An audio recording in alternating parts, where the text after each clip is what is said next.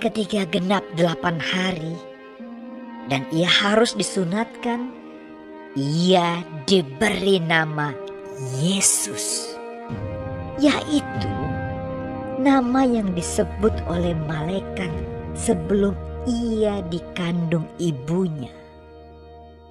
Dan ketika genap waktu pentahiran, menurut hukum Taurat Musa, mereka membawa dia ke Yerusalem untuk menyerahkannya kepada Tuhan.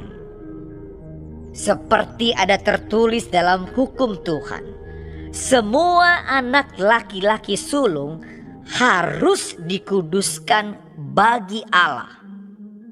Dan untuk mempersembahkan korban menurut apa yang difirmankan dalam hukum Tuhan, yaitu sepasang burung tekukur atau 2 ekor anak burung merpati.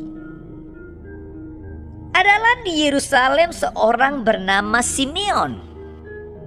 Ia seorang yang benar dan saleh yang menantikan penghiburan bagi Israel. Roh Kudus ada di atasnya, dan kepadanya telah dinyatakan oleh Roh Kudus bahwa ia tidak akan mati sebelum ia melihat Mesias, yaitu Dia yang diurapi Tuhan. Ia datang ke bait Allah oleh Roh Kudus.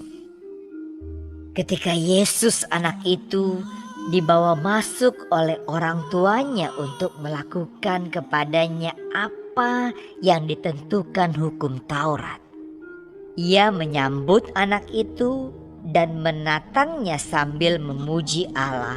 Katanya, "Sekarang Tuhan, biarkanlah hamba-Mu ini pergi dalam damai sejahtera, sesuai dengan firman-Mu. Sebab mataku telah melihat keselamatan yang daripada-Mu, yang telah Engkau sediakan di hadapan segala bangsa, yaitu terang yang menjadi penyataan bagi bangsa-bangsa lain, dan menjadi kemuliaan bagi umat-Mu Israel."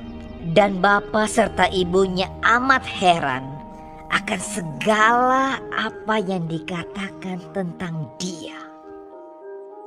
Lalu Simeon memberkati mereka dan berkata kepada Maria, ibu anak itu, "Sesungguhnya anak ini ditentukan untuk menjatuhkan atau membangkitkan banyak orang di Israel, dan untuk menjadi suatu tanda yang menimbulkan perbantahan, dan suatu pedang akan menembus jiwamu sendiri, supaya menjadi nyata pikiran hati banyak orang." Lagi pula di situ ada Hana, seorang nabi perempuan, anak Fanuel dari suku Asher. Ia sudah sangat lanjut umurnya. Sesudah kawin ia hidup 7 tahun lamanya bersama suaminya. Dan sekarang ia janda dan berumur 84 tahun. Ia tidak pernah meninggalkan bait Allah dan siang malam beribadah dengan berpuasa dan berdoa. Dan pada ketika itu juga datanglah ia ke situ dan mengucap syukur kepada Allah dan berbicara tentang anak itu kepada semua orang yang menantikan kelepasan untuk Yerusalem.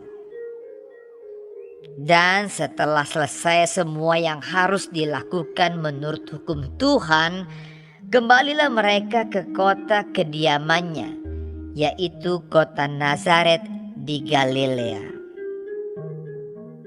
Anak itu bertambah besar dan menjadi kuat, penuh hikmat dan kasih karunia Allah ada padanya.